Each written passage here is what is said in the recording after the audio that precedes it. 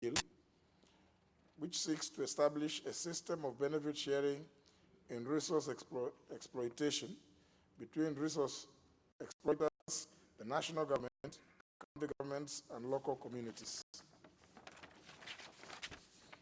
The second message is in respect of the passage of the Public Finance Management Amendment Bill, seeking to amend the Public Finance Management Act to establish a collaborative framework for collection of revenues by the county governments and the National Treasury, together with the Kenya Revenue Authority. That message is in respect of the passage of the Commission on Administrative Justice Amendment Bill, which seeks to amend the Commission on Administrative Justice Act to provide for the decentralization of the Office of the Commission on Administrative Justice. Now, members, the message is read in part that the Senate considered... Mrs. Paris W. Newton, member. Number 5, Honorable Abdulaziz Ali Farah, member. Number 6, Dr. Danvas O. Makori, member. Number 7, Mrs. Fatuma S. Tabwara, member. And number 8, Honorable Dorcas L. Kedogo. I thank you, Honorable Speaker. Very well, next order. Order number 7, questions and statements. First question by the Honorable Nzengu, member for Mwingi North.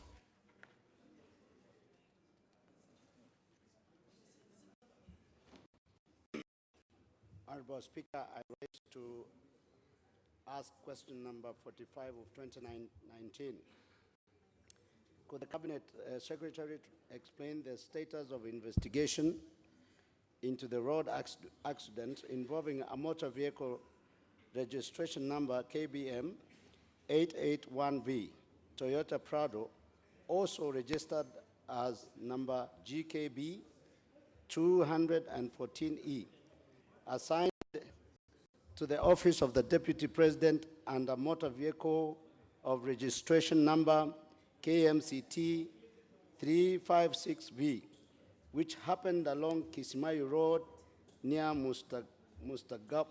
Mustagabal filling station in Garissa County on the 9th of February 2015, leading to the death of one Patrick Mutia Mothui of ID number 2972-6448, as reported in Garissa Police Station, occurrence book number 07/09/02/2015, and part 2 of that question: when will the family of the deceased be compensated for the death costs due to the negligence of the driver?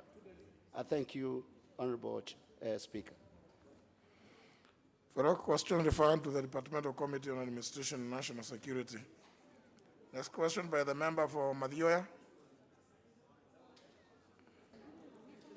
Thank you, Mr. Speaker. I rise to ask question 479 of 2019, and this is why the government is yet to compensate individuals whose land was acquired by the government or were adversely affected during the construction of the Kiriaini-Kairo Road in Madhyoya constituency over 10 years ago. What measures the ministry is putting in place to ensure that those households are compensated without further delay? Thank you, Mr. Speaker. Question referred to the Committee on Transport, Public Works and Housing. Next question by the member for Sabatia, Honorable Agoi. I'm trying to log in here. Honorable Speaker, I'm trying to log in. This system is hanging.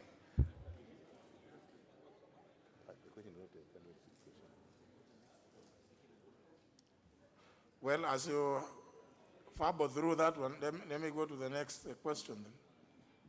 Next question by the member for Magarini, who has given the authority to the Honorable Buyer to ask on his behalf. Thank you, Mr. Speaker. I would like to ask question number 483 of 2019. on behalf of the member for Magarini, Hon Michael King Githoya, to the Cabinet Secretary Education. Could the Cabinet Secretary explain the steps taken by the Ministry to investigate the demolition of Kadzuhoni Primary School in Gongoni Ward, Magarini constituency, by unknown persons, as reported to Cabinet Secretary's office via a letter dated 13th July 2019 and received on the 15th July 2019? Secondly, what is the status of investigations into the demolitions and steps taken to apprehend the perpetrators? Third, are there plans to rebuild the demolished classrooms and further secure the school land to deter similar incidences in the future? Thank you very much, Mr. Speaker. Very well. Question referred to the Committee on Research, Education and Research. Next question by the member for Moyale, Honorable Wario Gufo.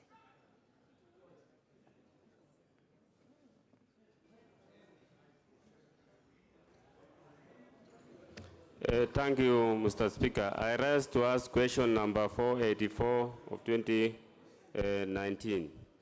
Is the Cabinet Secretary aware of increased instances of insecurity in Moyale constituency of Marsabit County in the last few months that have led to the loss of life and property, including loss of the lives of 5 people and several livestock? 2, what immediate steps has the ministry taken to end the continued killings and attacks and enhance security in Moyale constituency?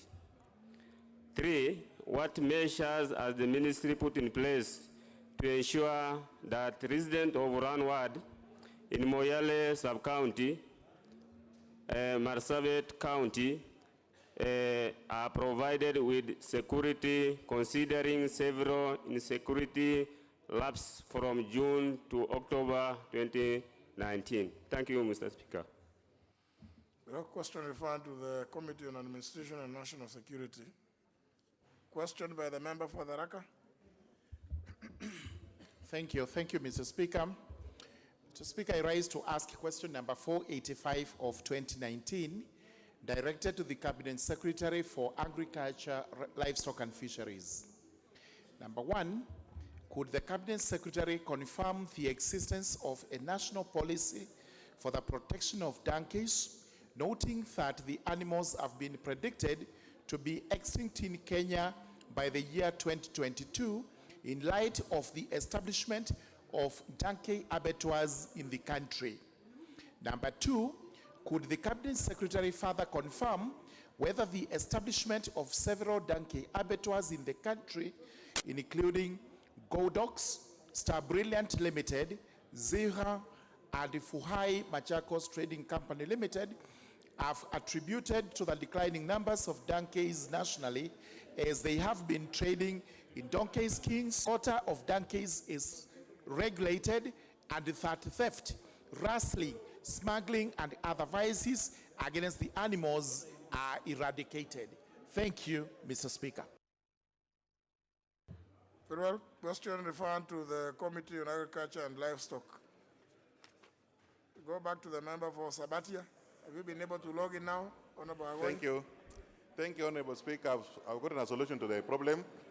I rise to ask question number 482 of 2019, which is directed to the Cabinet Secretary for Interior and the National Coordination of Government Business. Number 1, could the Cabinet Secretary state whether there are any plans by the government to compensate or assist all victims of terror-related acts in the country, specifically victims of the terror-related attacks at the Dusit 2 Hotel, which took place on 15th January 2019, the Westgate Mall attack of 21st September 2013, and the terror attack at the United States Embassy in Nairobi on 7th August 1998. Number 2, when will the government compensate the said victims? Thank you, Mr. Speaker.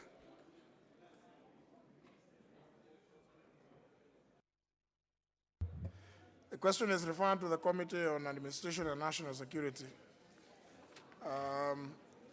Statements. Honorable Ishongwa, Chair of Budget. Thank you, Honorable Speaker. Mr. Speaker, the Leader of Majority has just tabled the supplementary estimates for the financial year 2019-2020.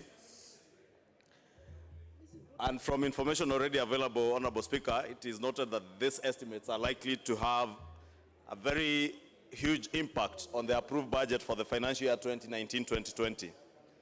Honorable Speaker, it is important to know that these supplementary estimates are coming at a time when the House is set to go on recess. Honorable Speaker, if you can protect me from the very loud consultations.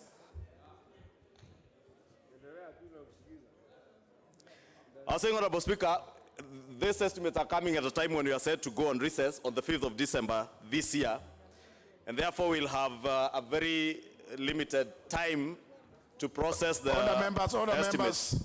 Honour members, even those who are working by the Chair of Budget and Appropriations is with regard to how you are going to process those supplementary estimates.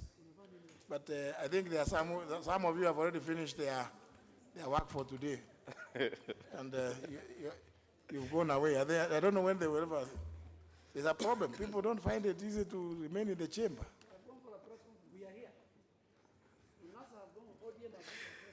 Thank you, Honorable Speaker. Honorable Speaker, I was just noting that the timeline that we have between now and the time we go on recess on the 5th of December 2019 is too limited time for us to be able to process these estimates. And as I had indicated earlier, Honorable Speaker, is that from what we have seen from what the Leader of Majority has tabled, these supplementary estimates are likely to have a very huge impact on the budget as was approved by this House. Therefore, Honorable Speaker, it is recommended that the departmental committees should be briefed by the Parliamentary Budget Office, meet with their ministries, departments, and agencies, be able to prepare and adopt their respective committee reports, and submit them before the Budget and Appropriations Committee by the 22nd November 2019. Honorable Speaker, it is important, especially for the committees of chairs of committees, the departmental committees, to take note of the timeline that they must, and I'm sure, Honorable Speaker, the Parliamentary Budget Office is ready to start briefing committees as early as this Thursday. And therefore, we do expect that they'll be able to meet with their MDAs and prepare their reports, hopefully by Wednesday next week, so that those who are ready by Thursday next week, Honorable Speaker, as much as we are talking about 22nd of November, those who will be ready by Thursday 21st, we shall be ready as a committee to listen to any chair on Thursday morning hours. Any chair will have his report ready, because we'll only have Friday and only one day to be able to meet all chairs. And therefore, Honorable Speaker, as I was indicating, the time is very limited, and it's good that the chairs do liaise with the Parliamentary Budget Office to have their briefs ready. And Honorable Speaker, it will enable the Budget and Appropriation Committee to carry out other engagements. As you are aware, Honorable Speaker, as Chair of the Parliamentary Service Commission, we must also meet with the Parliamentary Service Commission to review the supplementary estimates for the Parliamentary Service Commission and Parliament.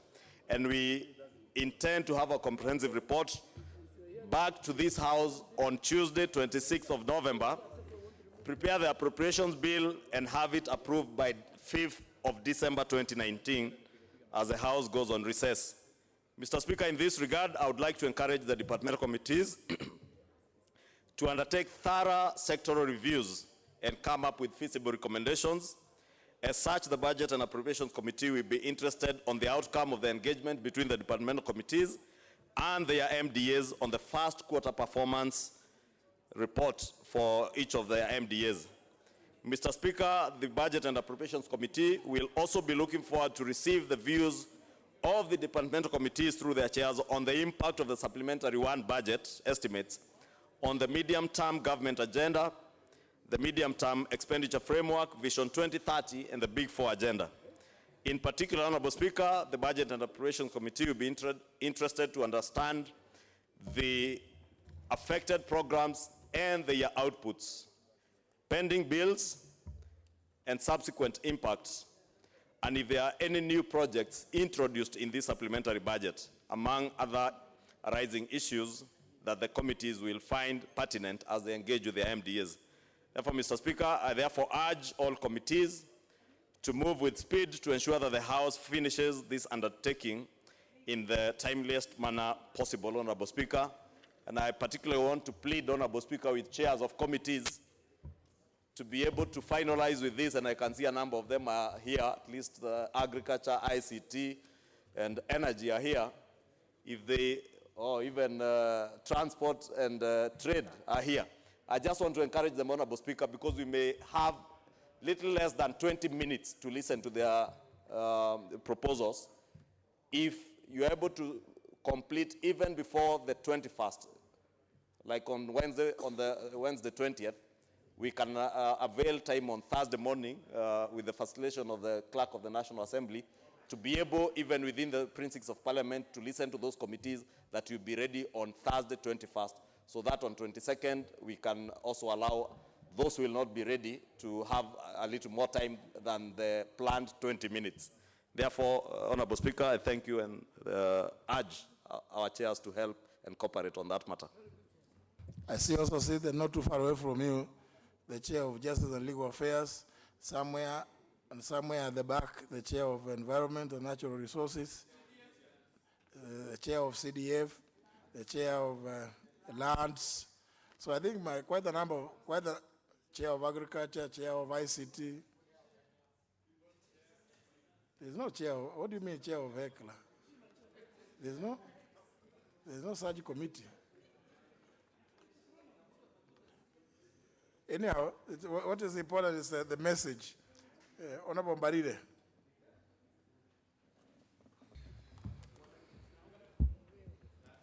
Thank you, Mr. Speaker. Honorable Speaker, pursuant to the provisions of Standing Order number 44-2C, I wish to request for a statement from the Chairperson of the Departmental Committee on Agriculture and Livestock regarding declining prices for milk and milk products in the country. Honorable Speaker, dairy farming is becoming highly unsustainable as a result of milk and milk products price volatility, where the cost of production continues to increase while prices for raw milk is ever declining. The dairy farmers have been counting losses for the last 1 year following the falling of prices of raw milk by about 14 shillings, that is from Kenya shillings 35 shillings a litre, and currently retailing at 25 a litre, which a thing that is being witnessed in most parts of the country. It is unfortunate that the government is putting in place to cushion local milk farmers from declining milk prices of raw milk and fair competition arising from importation of milk and milk products, the high cost of production mainly due to high cost of dairy feeds and artificial insemination products, Mr. Speaker. Mr. Speaker, I would want to request that you consider that this be taken as a full inquiry by the committee and probably even bring on board the Committee on Trade because of the trade issues between us and Uganda. Those remarks, Mr. Speaker, I beg to request. Asante. Well, I think given that the Leader Majority Party has just tabled the supplementary estimates, given also that committees are going to be quite busy, I would just want to hear from the Chair of Agriculture how long he thinks, how much time he needs to make the inquiry.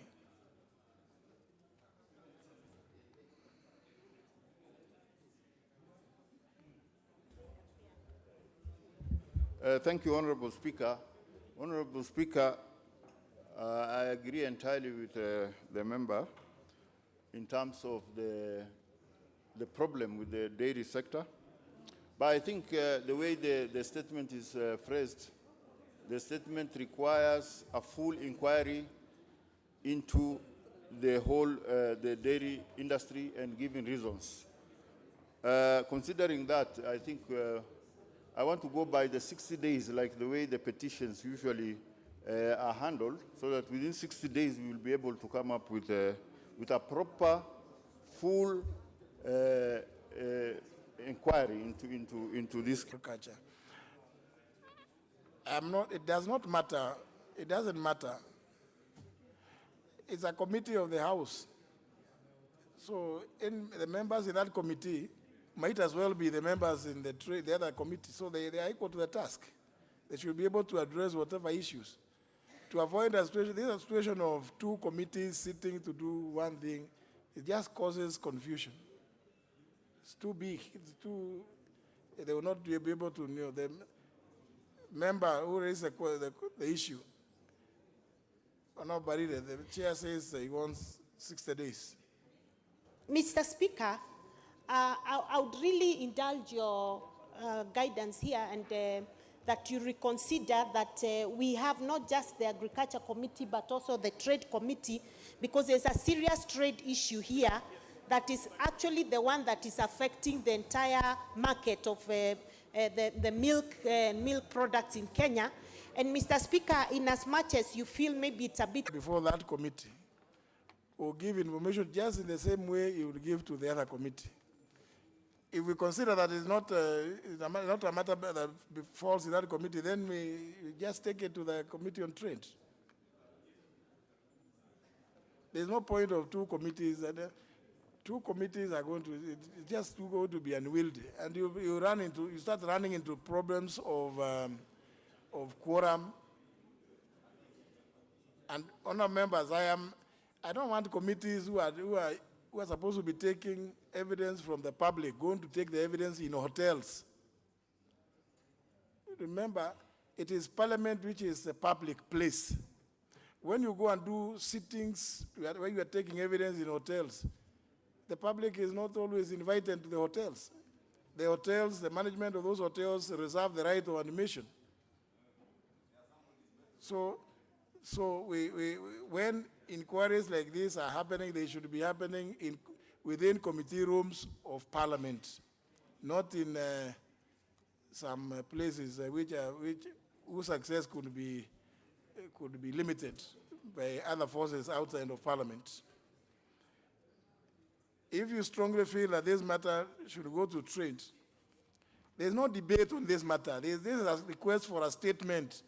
I'm unlikely to get further advice on this, unless you have not looked at the standing orders clearly. There's nothing to clarify, not on a statement.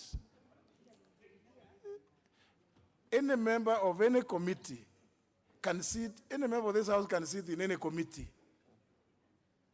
So it is not that because there are some members who sit in the trade committee that they have acquired some expertise in trade matters. You will go and get evidence from others. It is not that you sit in that because you have you necessarily have the expertise in trade matters. Otherwise, you would be sitting in the cabinet or in the executive, not in the Parliament. So,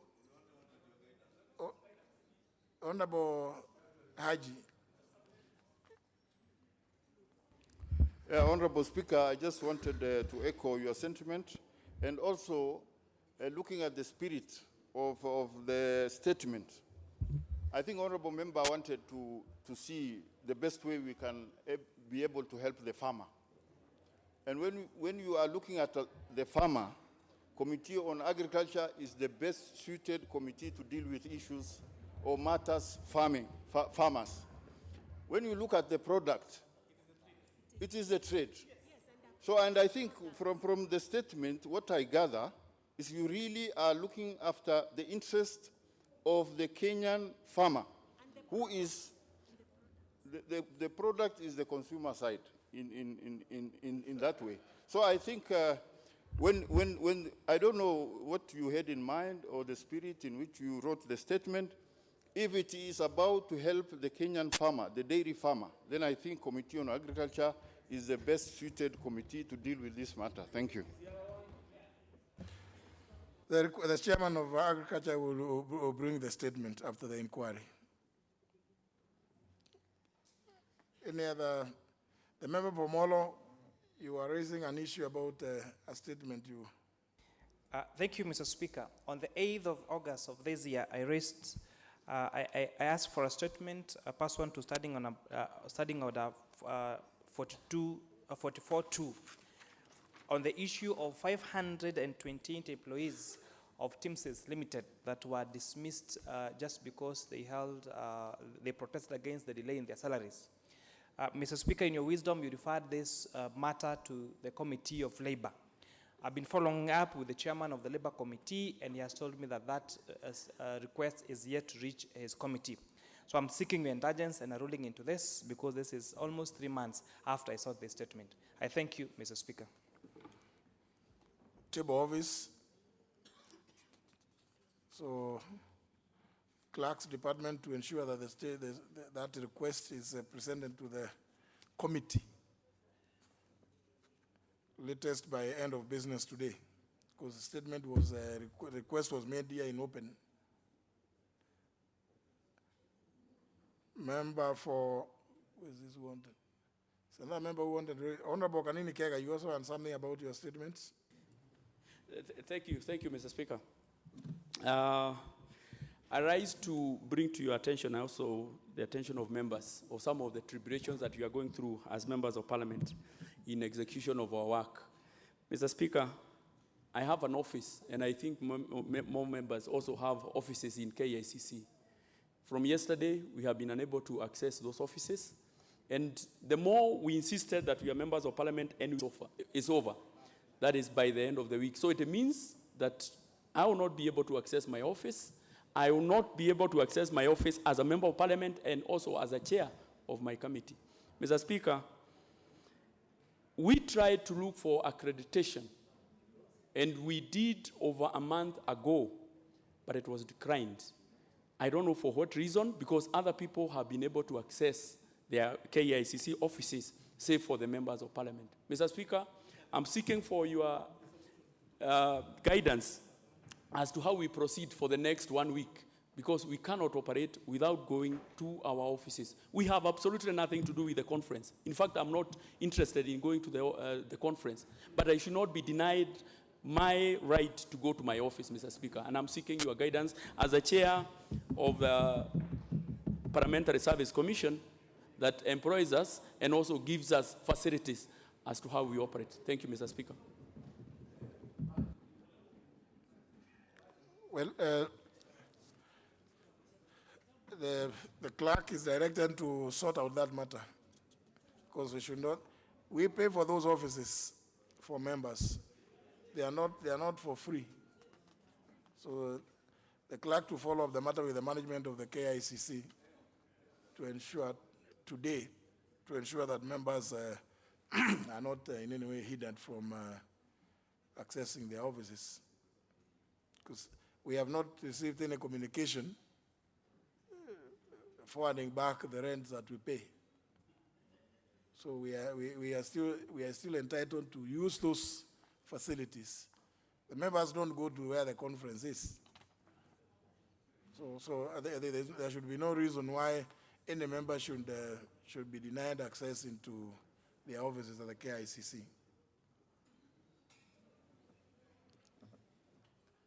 Something else you wanted to say?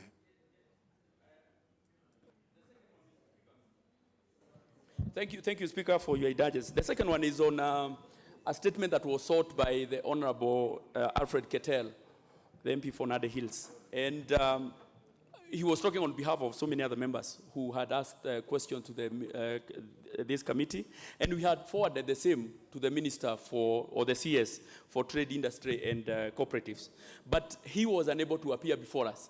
Mr. Speaker, on the 5th of this month, the Minister wrote to you, and also it was copied to us, that you appear before us, before this committee tomorrow, so that he could answer the questions, the many questions that we have, and the many issues that we have in the country, including the aflatoxin and all those things. But, Mr. Speaker, the information that I have is that the Minister again wants to reschedule the meeting from tomorrow to 27th. Mr. Speaker, these are some of the tribulations and challenges that we go through when we are having conversation with ministers. They are not willing to come before committees. But the Leader of Majority has just tabled a supplementary budget, which is supposed to be processed before the end of the month. I know the ministers will be available to come and answer the questions to do with the supplementary budget. But when it comes to questions and issues that have been raised by members, the ministers are busy and they are not available. Mr. Speaker, I don't know how we are going to proceed because Honorable Ichungwa here, my good friend, has said that we need to give a report by next week. The same cabinet minister is supposed to come before us before next week. And I don't know how it's going to be possible if he has said that he will only be available on the 27th of this month. So, Mr. Speaker, I am just saying some of the issues and tribulations that we are going through. In fact, I'm happy that the question about milk has not been directed to my committee because of the same challenges. I am happy that my good friend, the chair for agriculture, was very categorical that it should also be prosecuted by one committee, because moving forward, we would not want to have two committees prosecuting a matter, because you remember the issue of sugar, I was left alone. But I wish him all the best, and the issues that they would also want us to chip in, we will try. But the point, Mr. Speaker, is how do we proceed if the ministers, the cabinet ministers, are not willing to come before us for issues that are pertinent to the members and the public? Thank you, Speaker. Well, on this one, the cabinet secretary himself wrote and suggested tomorrow's date. So it cannot be possible that, again, he's requesting further adjournment. Parliamentary business cannot be at the mercy of only one CS. So we expect that the cabinet secretary will appear tomorrow, as you have scheduled, so that because there's no reason why he can suggest a date and then change it without even consulting the committee or appearing before the committee and explain why he is not able to respond to the questions.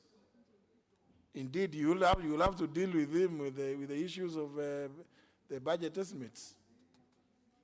So, as far as we are concerned, that is the date, and I'm sure you also diarized it, as indeed he himself also diarized.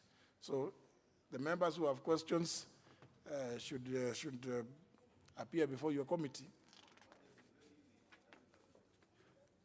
No. I mean, it's a committee to deal. The committees should be able now to deal with those CSs as you find appropriate. The chair lands. Thank you, Honorable Speaker.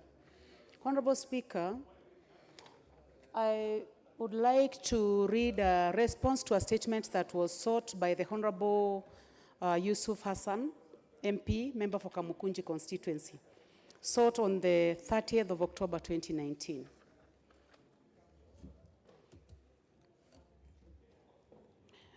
Honorable Speaker, may I just read, but I do not see Yusuf in the House. You may give me guidance. Well, since he sought the statement, you can read the answer of the statement and then table it. The member will then pick it from there. Thank you, Honorable Speaker. Honorable Speaker, the statement on encroachment of land by the Kenya Air Force in Kamukunji constituency, requested by the Honorable Yusuf Hassan, Member of Parliament, Kamukunji constituency.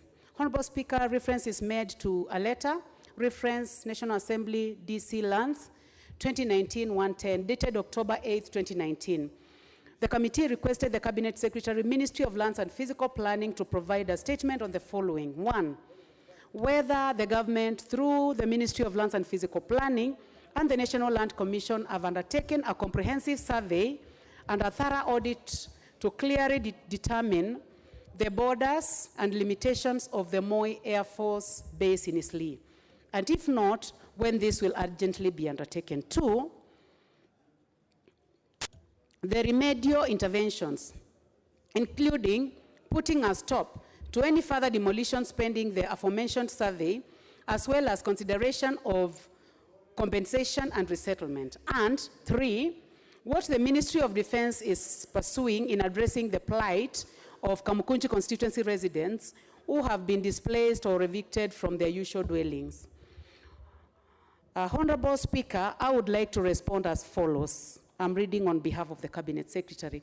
According to our records, Moi Air Base in Isli is registered under LR number 36, Roman 2, 1050, IR number 210364. The airbase measures approximately 482.2 hectares. The boundaries of the airbase are delineated as per deed plan number 429861. A land title search and map of the parcel is attached as Annexure 1A and 1B. The Kenya Air Force at the Moi Air Force Base sits within their boundaries and have not encroached on any land. National security is paramount, and structures encroaching on military flight paths need to be demolished. Compensation and resettlement are not warranted to persons who have been in illegal occupation of military land. Honorable Speaker, this is signed by the Cabinet Secretary Farida Karunei, Cabinet Secretary, on October 30th, 2019. Thank you, Honorable Speaker, and I hereby table the response. Those from Kipliokchi AGC District Church Council, Bomet Central Constituency, Bomet County, and pupils from Nyali Primary School, Nyali Constituency, Mombasa County.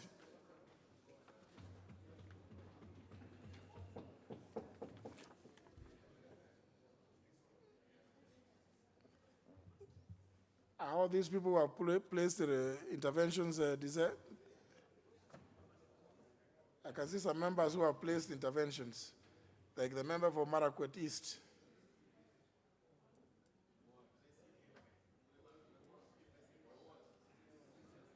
The Honorable Kandie. Thank you, Honorable Speaker. I have intervened because I had a statement on 20th September concerning special needs schools in Kenya. And you had directed the chair education and science and technology. But up to now, I don't have any information. Chair education. Chair education, Honorable Meli.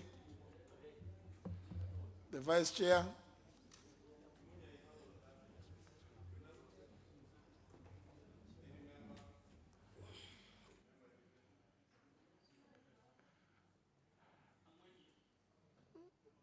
Honorable Angwenyi to take up the matter.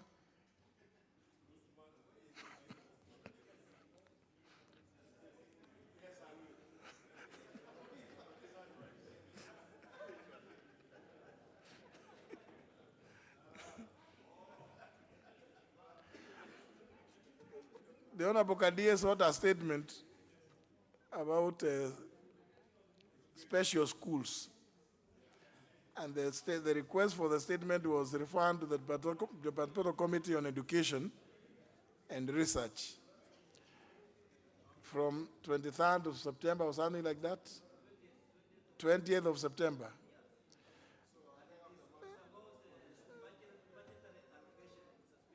No, it doesn't matter what it is. It's all about. You sought the statement. The chair of education is not in the chamber, neither is the vice chair. So the matter must go to the leadership to intervene. So the Honorable Jimmy Angwenyi.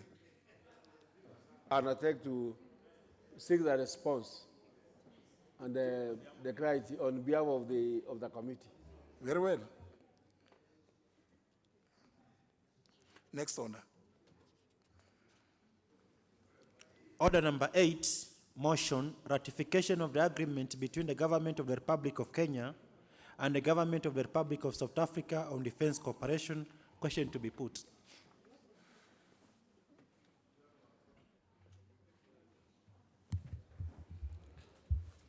Honourable members, debate on this motion was concluded last week, and what remained was the Republic of Kenya and the Government of the Republic of South Africa on defense cooperation. Will as many as that opinion say aye? Aye. As many as the contrary opinion say no? The ayes have it. Next order. Order number 9, motion, annulment of the retirement benefits, occupational retirement benefits schemes, amendment, regulation 2019, and the insurance motor vehicles third-party risks Certificate of Insurance Amendment Rules 2019. Question to be put. Again, honourable members, debate was concluded last week. And what remains for the question to be put, which I hereby do, that this House adopts a report of the Committee on Delegated Legislation on its consideration of the retirement benefits, in brackets, occupational retirement benefit schemes, Amendment Regulations 2019, legal notice number 88 of 2019, and the insurance, in brackets, motor vehicle, third-party risks, certificate of insurance amendment rules 2019, legal notice number 92 of 2019, laid on the table of the House on Wednesday, October 2nd, 2019, and pursuant to the provisions of Section 18 of the Statutory Instruments Act 2013, and standing under 210, subsection 4, paragraph B, annuls in entirety, 1, the retirement benefits, occupational retirement benefit schemes, amendment regulations, legal notice number 88 of 2019, and insurance motor vehicle third-party risk certificate of insurance amendment rules 2019, legal notice number 92 of 2019. Will as many as of that opinion say aye? Aye. Will as many as of the contrary opinion say nay? The ayes have it. Next order. Order number 10, the Parliamentary Pensions Amendment Bill, National Assembly Bill number 45 of 2019, second reading. The Honorable John Bandi. Thank you, Mr. Speaker. Mr. Speaker, I rise to move that the Parliamentary Pensions Amendment Bill, National Assembly Bill number 45 of 2019, be read a second time. Mr. Speaker, first of all, let me start by saying that the history behind this amendment is long. Salaries and other allowances were not commensurate the kind of work that members of parliament perform, and that the parliament, which is supposed to be an independent arm of government, independent from the executive, was under the control of the executive because members of parliament were not getting good remuneration. And therefore, Mr. Speaker, a commission was formed by the Parliamentary Service by Parliament that time, a commission which was chaired by Justice Majid Koka, which was supposed to look into terms of service of members of parliament. But when this commission, Mr. Speaker, went round the country, and more particularly, they went to Meru, for example, and Mr. Speaker, the members of the public who spoke did not just address the plight of the sitting members of parliament then, but even went ahead to talk about the retired members of parliament, those who had left office. And they spoke so passionately, Mr. Speaker, about the plight of one Bernard Mate, who was a member of parliament from the Meru region, and said that apart from considering the sitting members of parliament and future members of parliament, that there was need also to address the plight of former members of parliament. And Mr. Speaker, when this same commission, which within its terms of reference did not include the former members of parliament's plight, went to Kakamega region, Mr. Speaker, but then it was not a county, they asked, in fact, the chairman of the commission, Majid Koka, asked where the former MP, whom he used to know very well, called J.D. Otiende was. And he was told that that MP, J.D. Otiende, was at home somewhere in the remote areas of Kakamega, current Kakamega County. Mr. Speaker, the chairman then, Justice Koka, wanted J.D. Otiende to appear before the commission and express the plight of former members of parliament. And he was told the Mzee cannot even afford transport. And Mr. Speaker, right there, I'm told that they organized for a fundraising and raised 10,000 shillings, which they gave someone to take to Honorable Otiende, who, when he received the 10,000, it was like the angels had come from heaven. And I'm told that he decided to take 950, put under the mattress, and picked 500 shillings, which he used as his transport. Knew him very well, could not recognize him. And he actually wanted to adjourn the meeting for a later date, waiting for Otiende. And he was told, Otiende is already here. And he could not believe his eyes that this is the same J.D. Otiende, who was a very prominent personality in the country. Mr. Speaker, this led this commission to include this matter of former members of parliament, the plight of former members of parliament, which was not within their terms of reference. So apart from recommending enhanced salary for members of parliament and allowances, some which we are currently enjoying, Mr. Speaker, and that takes me even to address this issue about salaries of members of parliament.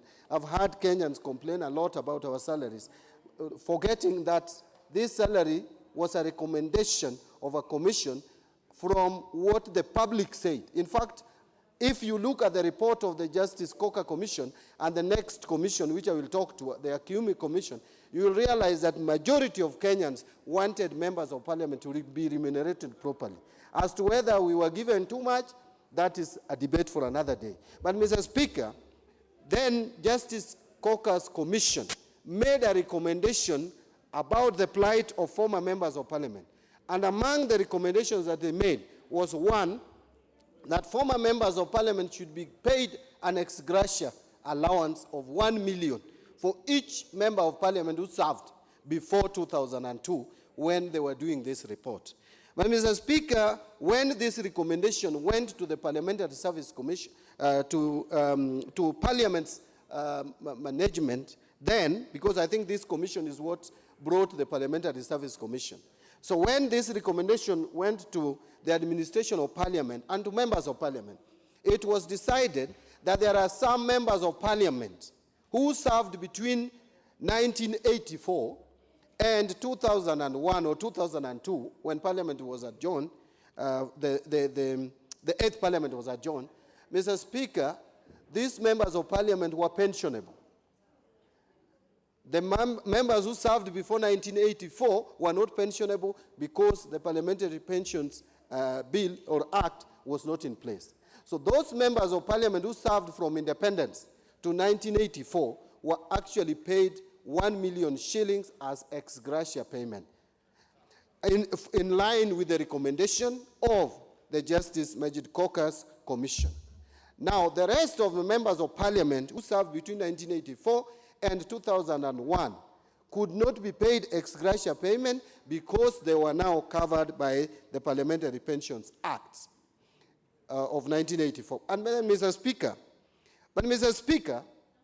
the recommendation then in that report was that those MPs, the former MPs, are earning peanuts in form of pension. Mr. Speaker, I checked and found out that some of these members of parliament are actually currently earning 6,000 shillings. Some, I'm told, the one I checked, the one I saw was 6,000. But I'm told there are some who are earning even as low as 2,000 shillings, Mr. Speaker.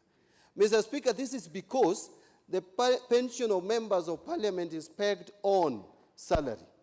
And the salary then was so low that, Mr. Speaker, applying the percentages and the ratios to that salary to give as pension to these members of parliament, Mr. Speaker, is as good as giving them nothing. Now, if you pay a former member of parliament, Mr. Speaker, a pension of 6,000 shillings, that will even be taken up by bank charges. Someone cannot move from rural areas to come to Nairobi to collect 6,000 shillings. So, Mr. Speaker, when again in 2000, the recommendation then was that these members of parliament needs to be, their pension needs to be enhanced, to be in line with the changes in the economic environment.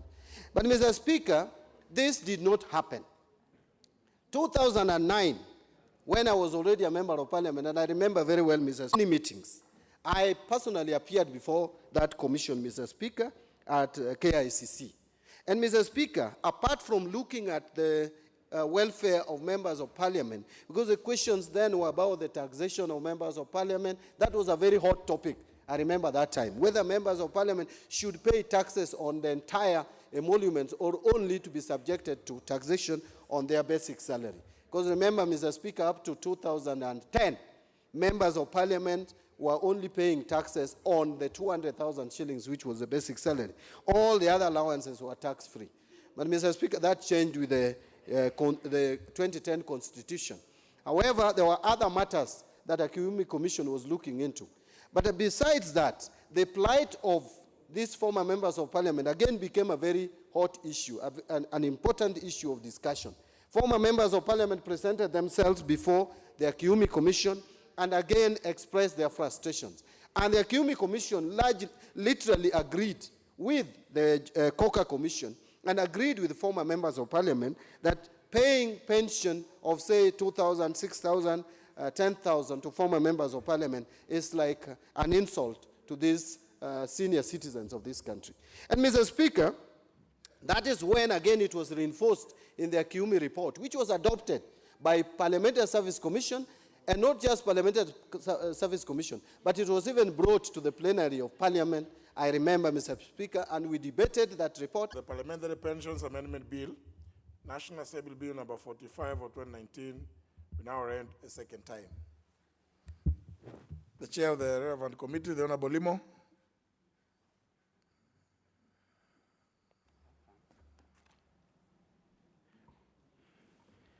All right, thank you, Mr. Speaker. Mr. Speaker, I rise to support this bill, Mr. Speaker, which is intended to assisting the former members of parliament who are all over the country, who serve this country diligently during their time.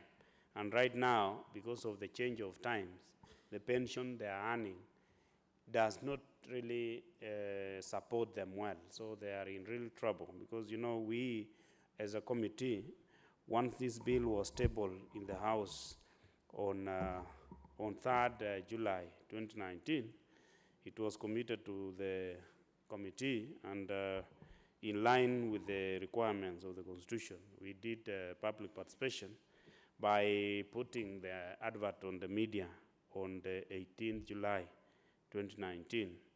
And thereafter, we received a memoranda from 12 stakeholders.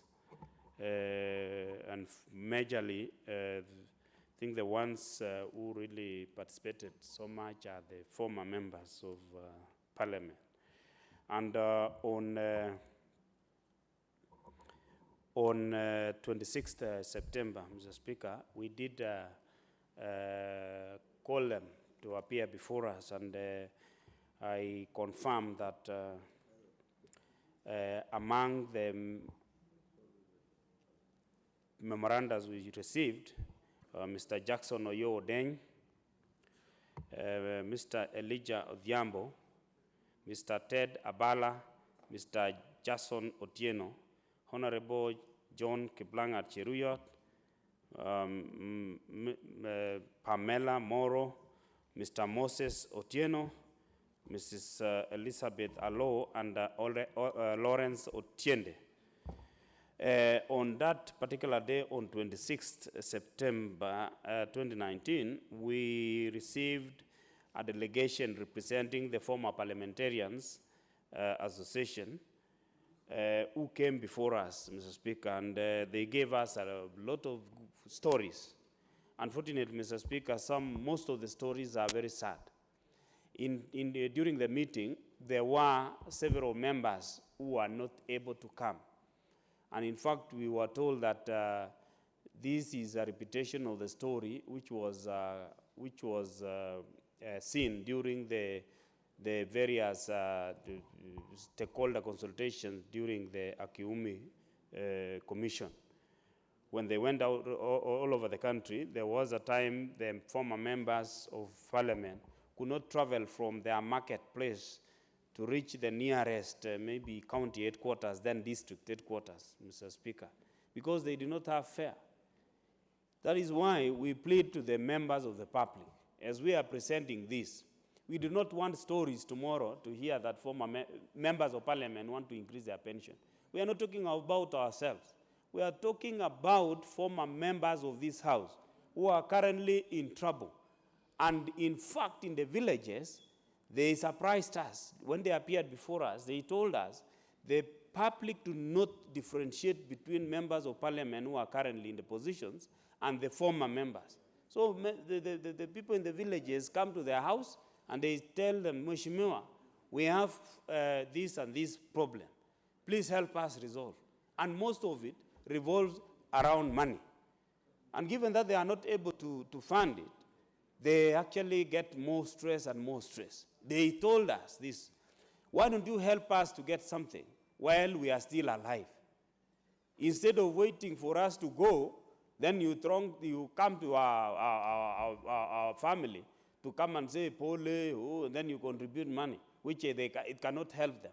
In fact, one of the biggest strain they have is medication.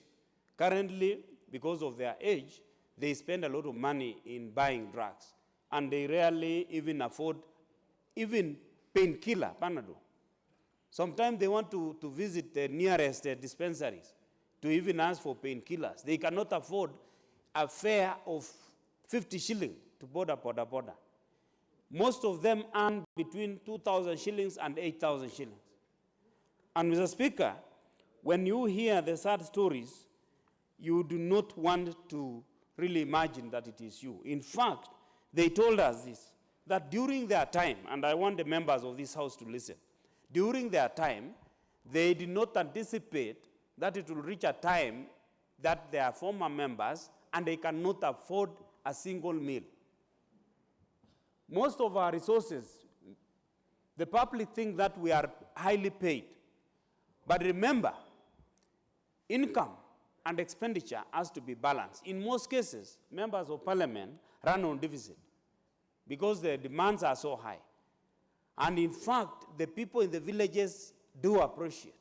The only problem is certain professionals inside here, in between, who do not understand, and they are the ones who spread hatred against members of parliament. Yet we are expected to fund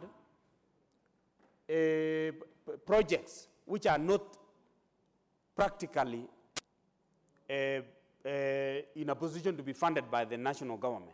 Of course, there are certain social responsibilities, including building of churches, including funding members who unfortunately lose their relatives, like funerals. And you know, currently, Mr. Speaker, the problems which the Kenyans are facing are too much, and mostly revolves around medical. And that is why, if this program, which is one of the big four agenda of universal health care, can be enhanced, that will lessen the burden which the Kenyans are now facing. Because if the Kenyans have a medical bill, they come to members of parliament. If there is, unfortunately, they lose one of their own, they want the members of parliament and the MCAs and any other elected leader to help them during fundraising. And because, you know, most of us have that responsibility, given that we are Africans and we always work together, Mr. Speaker, we are required to help them. And therefore, when you retire, we should be in a position to get something, at least, which is able to sustain. And therefore, Mr. Speaker, the particular report by Akuumi. In this country or this world very fast. Before we lose everyone, I think it is important for us. And now they are not even driving. They used to have the 544s, pictured 544s. Today they are not there.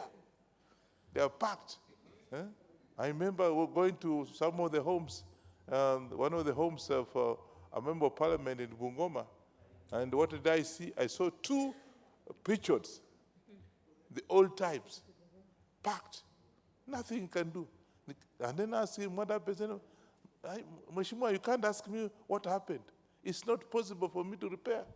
Yeah, and that's not been possible. So the best thing is use motorcycle. And some of them are, you know, they get accidents, and when they get accidents, what happens?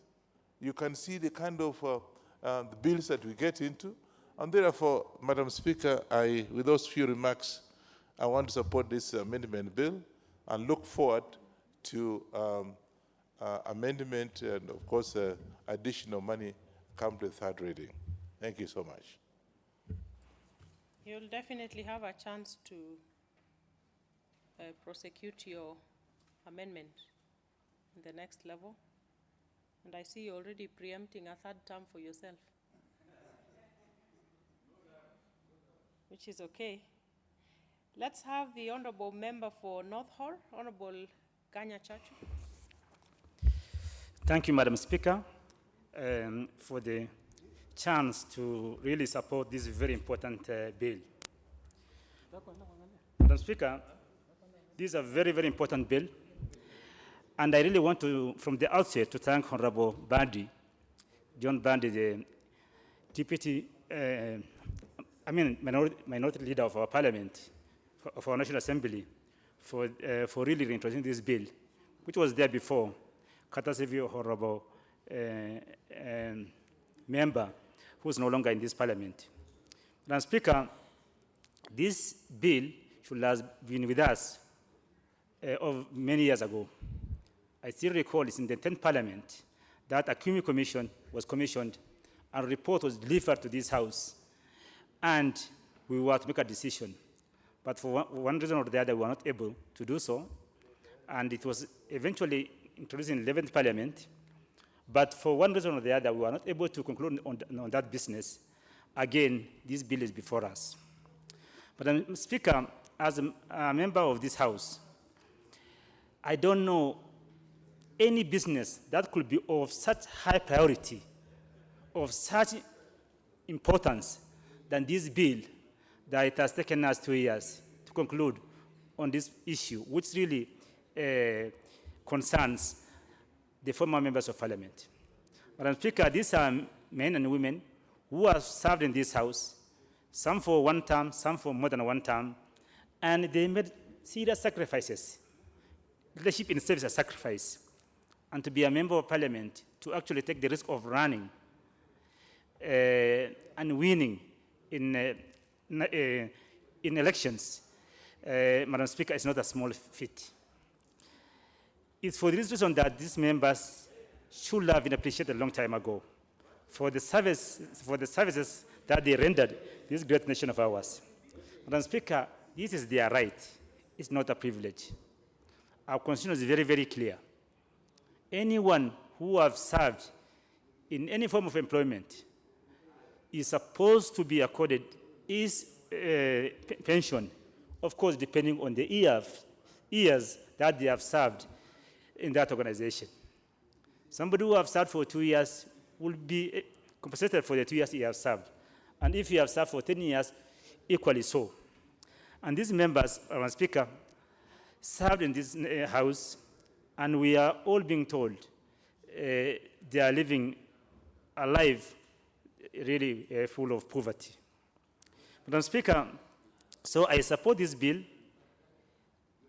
in absolute terms, and I really wish it can be made a serious priority for this House so that we can conclude with this business as soon as possible. Madam Speaker, the members will be covered by this bill or by this pension when it's passed are members who have served in this House between 1984 to between 1984 to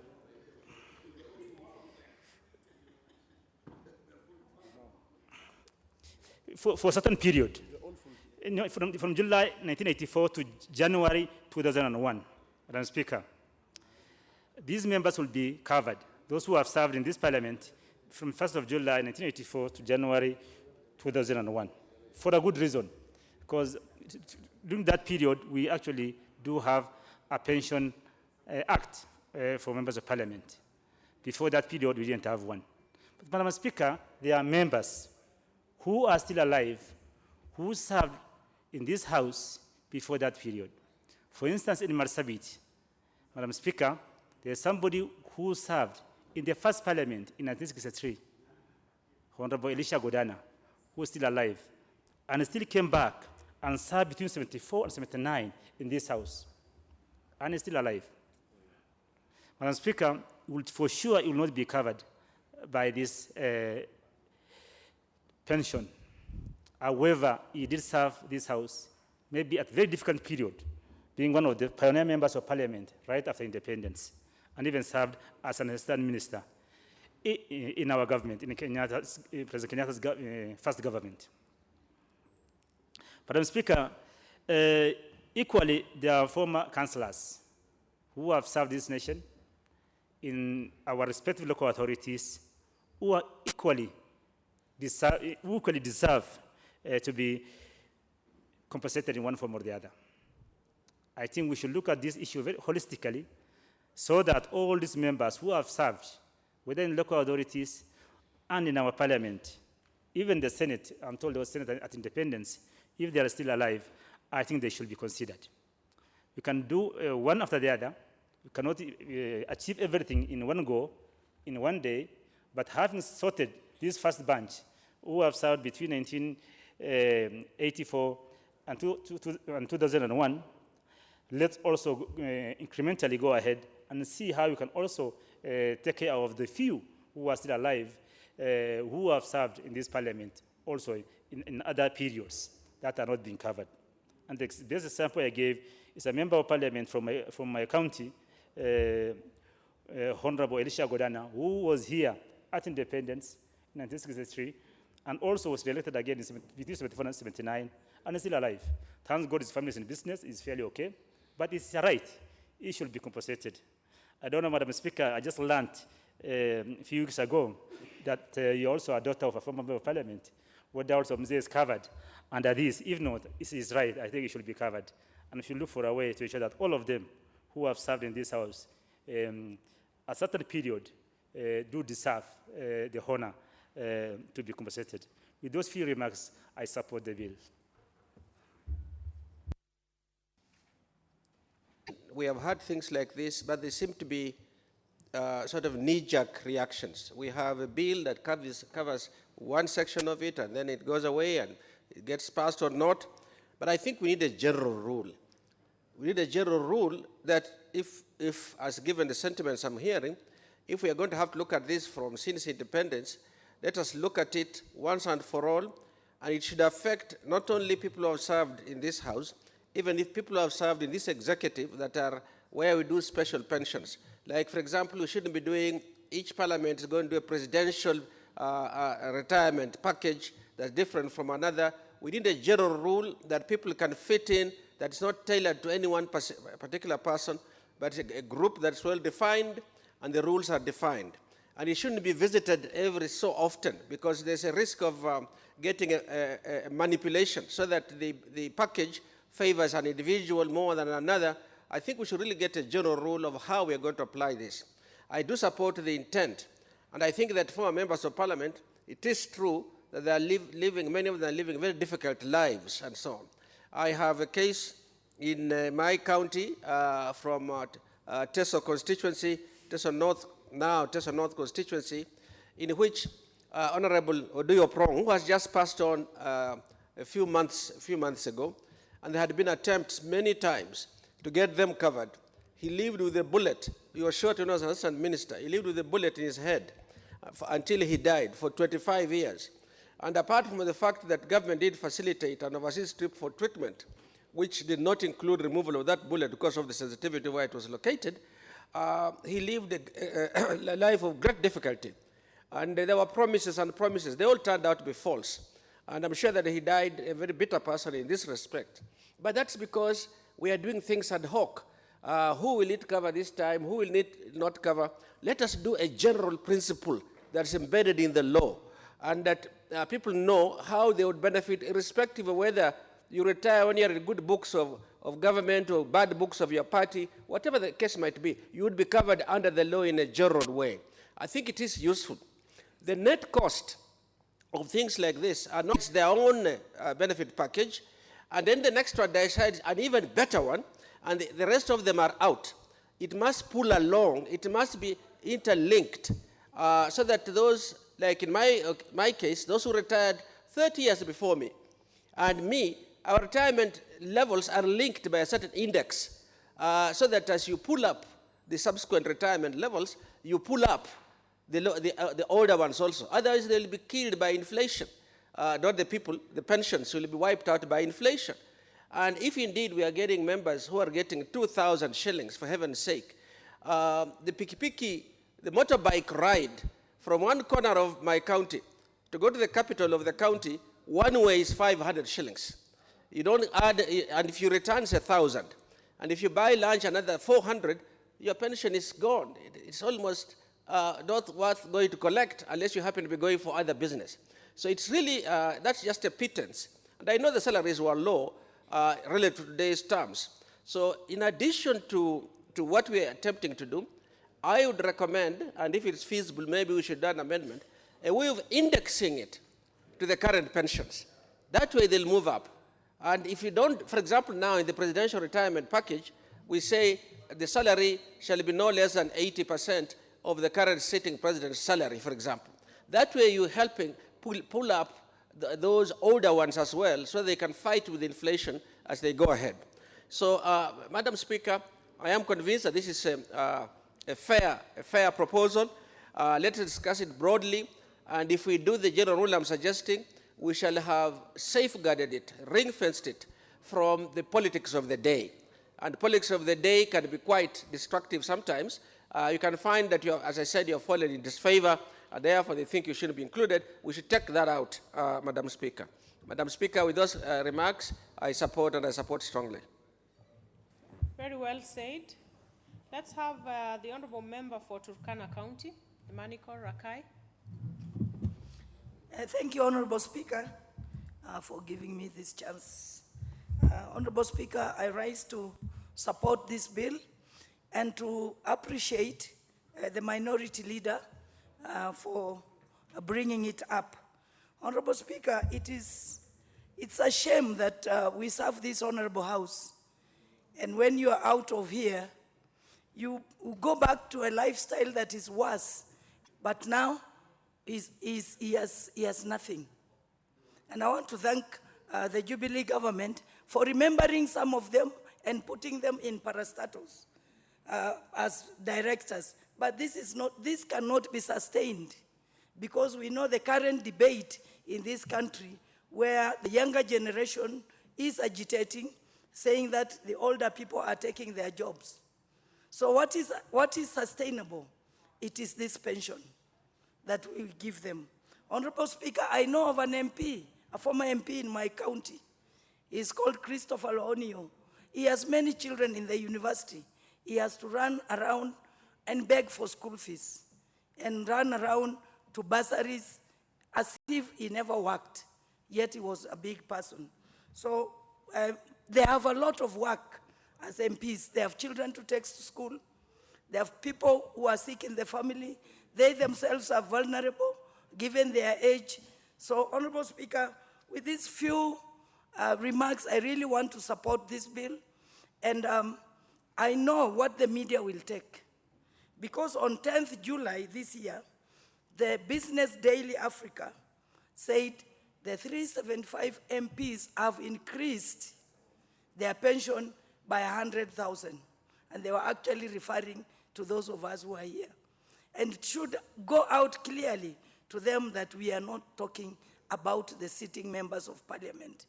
We are talking about the former members of parliament, and the number has shrunk. They are only 200. They will not cost the taxpayer a big amount, and this is worth it because they are still useful in the society.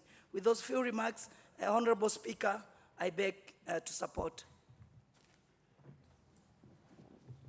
Let's have the member for Siaya County, Honorable Oduor Rombaka.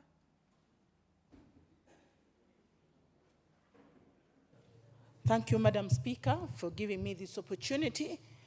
This is a bill that is very humane, a bill that is very friendly to humankind, because it is touching the lives of those who have served this nation very, very well. Leaders who have been in this house and have performed very well. They've left this house with a lot of distinction and credibility. They are leaders who we respect, and they are leaders who will be remembered in history of this country. It's been observed across this country, all over, even in Nyanza and Siaya, where I come from, that the lives of those who served this house in the past has been very, very miserable. They've lived very poorly. They live below poverty line. It's a big shame for leaders to live such a life, especially leaders who have been national leaders, those who we consider to be role models, those who will go in history of this nation. I support it because pension generally is meant for the old or those who have served for a number of years.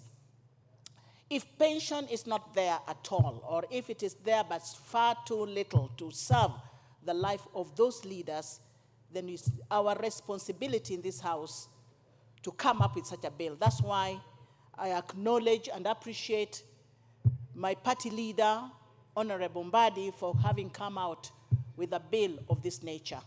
It is very, very responsible. It's a bill that is humane.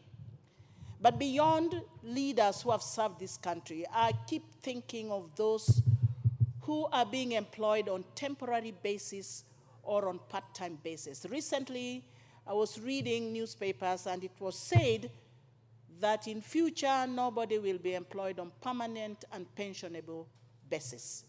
This will include teachers, and this will include even professors and lecturers. As I stand here to speak, I know of my colleagues who teach at the university who are employed on part-time basis for so many years. What is going to happen to them when they grow old and they retire? Will they have any pension? I'm beginning to worry about even those who are employed in other sectors, and they will be growing old, but they are employed as on temporary measures, getting gratuity here and there, but having no pension at all at the end of their working years. There are so many people, so many professionals that we will have to consider as we think about parliamentarians who have served this house. So while this is dedicated to the personnel, people who worked in this house, let's just deal with it right now. But we must be prepared to handle other cases that are going to be similar to this one, where people will be working and serving this nation faithfully for years to come, and when they come to time for retirement, they have nothing to take home because they served as temporary workers, they served on part-time basis, and they had no pension to take home. Life is so expensive today that if somebody is to give you pension, it better be something substantial. What happens with pension in this country is that apart from the fact that people get their pension, it's far too little. Secondly, it never comes on time. We need to dig deep into what is pension. How do people enjoy it at old age? How can we do it better so that in old age you don't suffer too much? That's when diseases come. That's when you grow old and you need you need money to support you.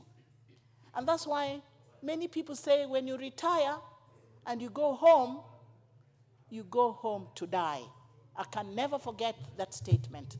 A lot of people have mentioned that when you go home when you go home after retirement, you're simply going home to die.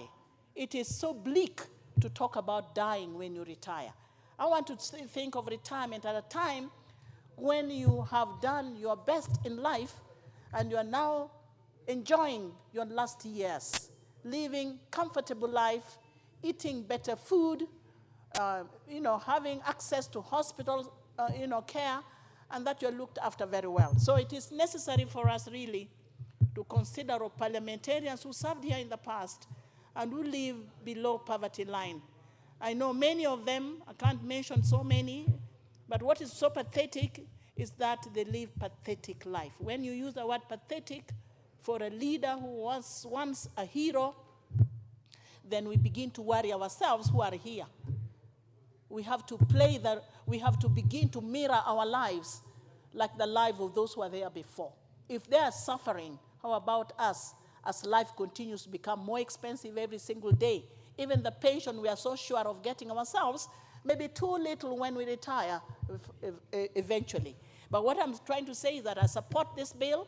It has come at the right time. It's very humane, it's very sympathetic, it's caring, and therefore I give salute to the proposer of this bill. I stand here to support it very strongly because we, very soon, we shall be there ourselves. Thank you for giving me this opportunity. I support the bill. The Honorable Yusuf Haji, member for Mandera West. Madam Speaker, thank you for giving me this opportunity. I also rise to support this bill. I think it is very timely indeed. I sincerely thank the mover of this bill. It is very timely indeed. This is because when you see some of our former members of parliament, the type of life that they're leading outside there, it is very, very pathetic indeed. Everybody knows that to become a member of parliament is not an easy job. You sacrifice, you spend a lot of maybe your all-time savings, and ultimately, when you come here, you spend all your income again in trying to support people, other people. And then when you go home, and when you go home and go home with abject poverty, it is very, very unfortunate indeed. A lot of them, whom I know, I apparently come from a family that has produced a few former members of parliament. Today, they are a very big burden on us, particularly in terms of their medical bills and their upkeep. This is because they almost have nothing. And therefore, I actually pity particularly the young parliamentarians who are in this house, because a lot of time that after this parliament, you are not employable.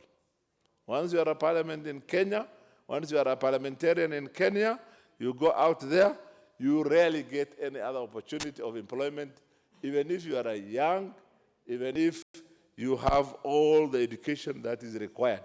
Just because you have been a parliamentarian, you are condemned to be outside employment. And for those young parliamentarians who are now with us here, the future is not that bright. And hence, I think it is very important to make sure that once you become a honorable member, you should continue to be honorable until the D-Day. Otherwise, if you become honorable for a short while, for a few years, maybe 2 terms, 3 terms, and then you end up losing all your dignity and all your honorability, it is very, very unfortunate indeed. This is also the reason why some of the parliamentarians will not like to retire. You are here for 2 terms, 3 terms.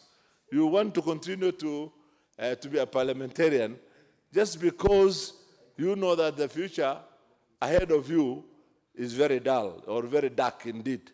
And therefore, it makes the current parliamentarians to continue, try and stick to that seat for as long as it can take. That makes the younger generation not be able to come and replace you that easily. Some of them die very fast after this because of stress, because of not being able to be supported or to support themselves. They die very fast. On the other hand, I support my colleague, Honorable Wanyonyi, that the figure 100,000, looking at today's economy, looking at the value of our shilling today, is very low. So he promised to move an amendment that will move it to 200. I will be the first one to support it. And not only the pension, but I think we also need to include some medical cover. The the biggest problem the former parliamentarians have is to get some medical cover. Many of them are old. Many of them have got funny diseases of the current situation, diseases such as diabetes, pressure, chronic diseases that require constant medication. And without a medical cover, and then that becomes a big, big problem. Even if you give them the 100,000 or the 200,000 we are suggesting, without a small medical cover, that money will go to will go to take care of their medicine the first few days of the month, and thereafter they remain the same. Madam Speaker, I know, and my colleagues have already said, that as soon as we go out of this house this afternoon, the press will talk of MPs having increased their pension by 100.